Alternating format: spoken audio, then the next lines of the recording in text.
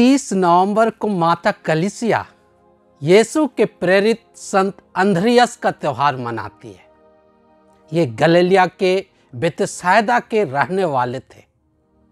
ये संत पेतरुस के बड़े भाई थे और इनका पेशा मछली मारना था। प्रारंभ में संत अंद्रियास संत यूहन्ना बपतिस्ता के शिष्य थे। एक दिन यूहन्ना बपतिस्ता यीशु ख्रिस्त को दिखाकर संत अंद्रियास और उसके साथी से कहा, देखो ईश्वर का मेमना। वे यीशु ख्रिस्त के पीछे हो लिए और उस दिन वे यीशु के साथ रहे और उसे करीब से जाने। दूसरे दिन संत अंद्रियास अपने भाई पेतरुस को हमें मसीह मिल गए हैं कहकर यीशु ख्रिस्त के बारे में बताया और उसे यीशु के पास ले गया। इस तरह से यूहन्ना बपतिस्ता को छोड़कर वह यीशु का शिष्य बन गया। बाद में फिर जब अंद्रियास अपने भाई पेतरुस के साथ गलीलिया समुद्र में मछली मार रहे थे, यीशु उनको और उनके भाई को अपने पीछे आने और मनुष्यों का मछुए बनने के लिए विशेष निमंत्रण दिए और अपने भाई के साथ जाल और सब कुछ छोड़कर यीशु के खास शिष्य बन गए। इस तरह से संत अंद्रियास यीशु के साथ रहे और उनको जाने और यीशु के 12 प्रेरितों में एक प्रेरित होने का सौभाग्य उनको मिला। प्रेरित होने के बाद सुसमाचार में संत अंद्रियास का नाम 3 जगहों में हम पाते हैं। पहला, यीशु के रोटियों के चमत्कार के पहले एक विशाल जनसमूह यीशु के पास जमा हो गया था। उन पर तरस खाकर यीशु फिलिप से पूछे थे कि उन्हें खिलाने के लिए रोटी कहां से खरीदें।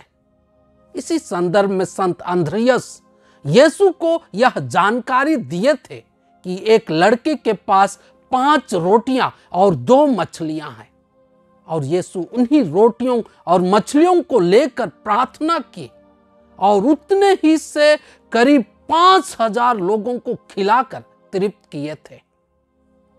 दूसरी जगह संत अंद्रियास यूनानी तीर्थयात्रियों को यीशु से मिलाने का मध्यस्थ बने थे। और तीसरा अवसर था जब यरूशलेम मंदिर के विनाश के बारे में बता रहे थे। उस समय संत अंद्रियास यीशु से पूछते हैं कि यह कब होगा और किस चिन्ह से पता चलेगा कि यह सब पूरा होने को है।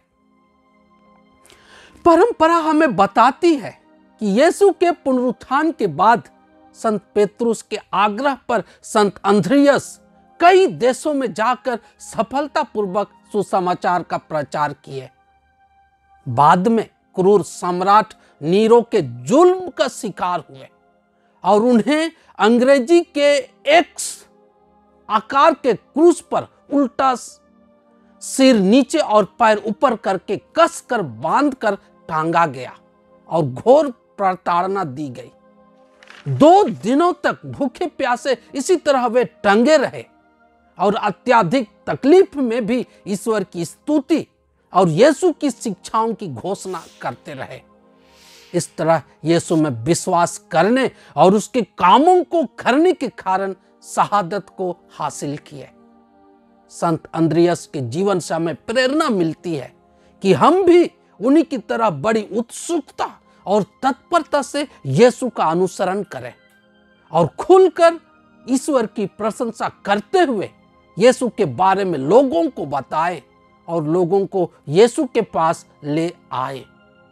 संत अंद्रियास रूस और स्कॉटलैंड देश के संरक्षक संत माने जाते हैं।